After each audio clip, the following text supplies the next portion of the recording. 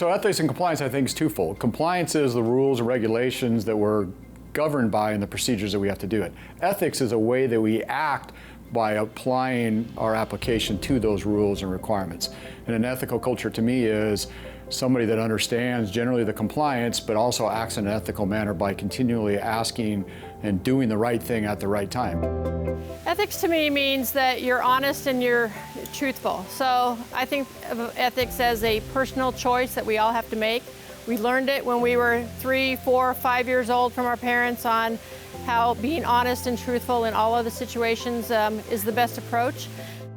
From an environmental and safety perspective, ethical compliance is quite simply honoring our permits with the regulators, for example, or reporting an injury when it occurs, or as a professional, responding to concerns with trust, with honor, and with concern.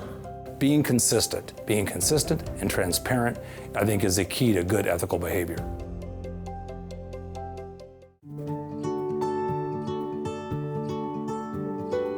We have a great responsibility with the Department of Energy and the federal government that they've placed upon us.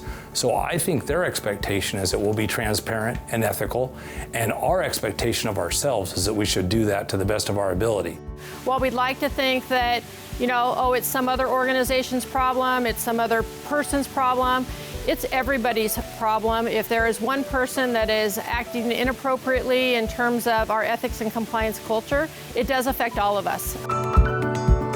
We at MSA somewhat integrate with all the other Hanford contractors, and we set the standard for how business is done and what that standard is and how we act ethically from a leadership perspective to an employee perspective, and how that is then perceived outside of the larger Hanford audience. Somebody's not acting ethically for MSA, it's an impact in a bunch of different ways. 1, it's an impact to the individual. 2, it's an impact to their workforce around them. 3, it's an impact to the larger Hanford community. 4, it's an impact probably to the public sector. And 5, it's probably an impact to their direct family outside of MSA, and basically harming our ability to actually eventually execute the Hanford mission in a safe, effective way and showing that we're spending the taxpayer dollars appropriately.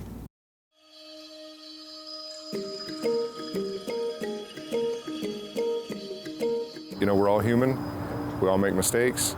It's just important that we recognize when we make a mistake, especially if it's in an ethical or compliance issue, that we're able to raise that to the right folks and get it resolved. So when it comes to any ethical concern or issue or dilemma, whether it's organizationally or personally, there's a vast amount of resource. My dealing with ethical dilemmas, I stop and ask for help. I ask for the experts to give me assistance to make sure that what we are doing in whatever venue or way that we're doing is the right way to do it. People come to me with an ethical dilemma. It's really about sitting down, having an open, transparent conversation about what the issue is, and making sure we provide the support from our ethics and compliance organization to help resolve and mitigate the issue. Your conscience is your best guide, in my mind. If you're doing something and it doesn't feel quite right in your gut, you should probably stop, step back, and think about it, because your gut's usually right. Typically, if someone comes to me and they have some type of ethical dilemma, first I ask them, what does their gut tell them? What do you think the right thing to do is? And we talk about that.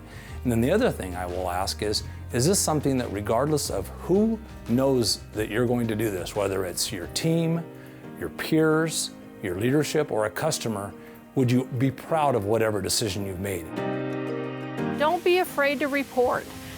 Share it with your manager. You can certainly share it with Bob and I. We have an open door policy, but it's hard for us to fix things if we don't know about them. So in my some 20-some years now working in the industry, what I find is most people aren't intending to do something wrong.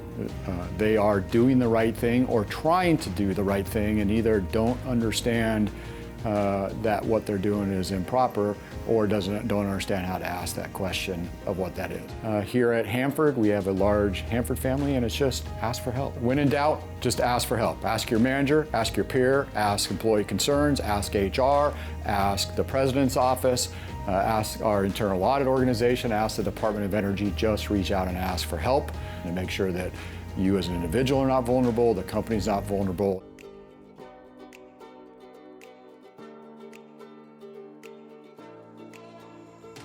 So at the end of the day, your word is you. It is who you are. It's a reflection of you. and who you are and who you represent. It's similar to a good old handshake. We have to have the same expectation for everyone on our team. Our customers expect that, whether it's an other Hanford contractor, the union, or the Department of Energy. They clearly expect us to act with that high integrity. Good character, high ethical behavior are earned just like respect is earned. It's a little at a time, it's a decision at a time. I think that it's important for us as a Hanford community, as MSA, as an employee, to make sure that every day we are doing the right thing and that, we're coming to work and giving our best. When we consider ethics and compliance, when it comes right down to it, all things being equal, are we making the right decision and is it the right thing to do? Ethics and compliance culture begins with you and ends with you and is always with you and it applies across all the spectrum. No matter who you are, in this case me, I'm always responsible for everything I do from an ethics and compliance perspective and everybody around me.